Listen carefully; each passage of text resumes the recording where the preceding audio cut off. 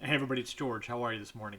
So I'm going to take a few minutes and talk a little bit about the notion of an as-is sale in real estate. And the reason why I'm doing this is because I got into a little bit of a debate the other day with another realtor. So I'm a licensed realtor, but I was talking to this other realtor the other day about an as-is sale on a house. Now they came to me about it because that's what I do. I buy houses as is, we renovate them, and then we either rent them out or we sell them. That's our business. So we got into this conversation because they came to me about this house, and we'll just call it 123 Happy Street, okay? And they said, hey, George, you'd be interested in this house. The seller wants to sell it as is. Okay, well, the first thing that goes to my mind is, that's cool, that's great. I love the idea of being able to talk to somebody about it because that means that there's going to be deficiencies in the home. And when I started asking the agent about the condition of the home and questions about, the roof and the mechanicals, the appliances, the flooring, the walls, just getting a general idea for the condition of the home, what they described to me was basically everything was fine. It almost sounded like the house had absolutely nothing wrong with it. And so I started asking, I said, well, were there any recent updates? And they said, well, yeah, they updated the bathroom, they updated the kitchen. I said, well, when did they do the updates? Oh, just a few years ago. Okay, so why are they selling the house as is? Oh, they don't want to negotiate anything on the inspections. That's different. That's not a quote unquote as is sale. See, when you list a house on the market, on the retail market, and you put it with an as is label, you're communicating to the buyers out there that there are deficiencies in the home that warrant a lower price.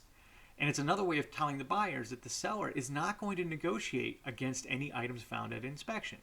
Now, there are nuances to that process, okay? It depends upon how the buyer's coming in, what type of loan they're coming in with, that can influence whether or not there is still a negotiation. But the point is, the intent of the seller selling the house quote unquote as is means accept the home for the condition that it's in, and there's not expectations of negotiation on inspection items.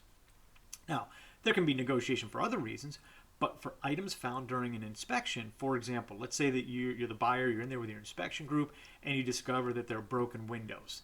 Well, normally that would be noted back to the seller of record, and there'd be a negotiation on how to resolve that. Well, with an as-is sale, that's not going to happen. The seller has communicated that they're not going to make those repairs.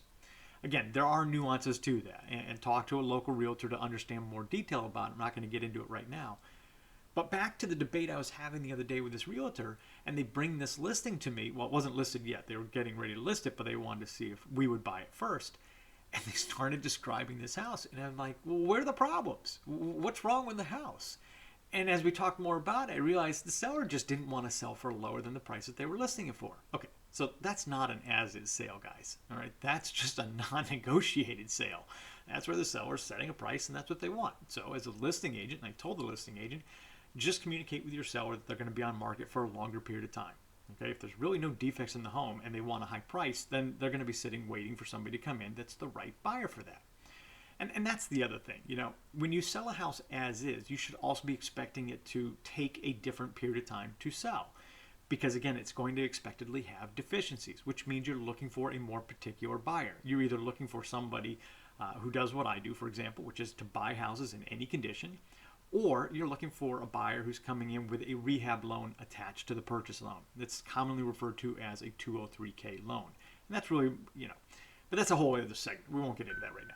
Point is, make sure that you understand the definition of an as-is sale if you're going to look to buy it. All right, so if you're the buyer and you're walking into a house and you've been told by your buyer's agent that this is an as-is sale, then you should be going in with the expectation, I'm going to find things wrong.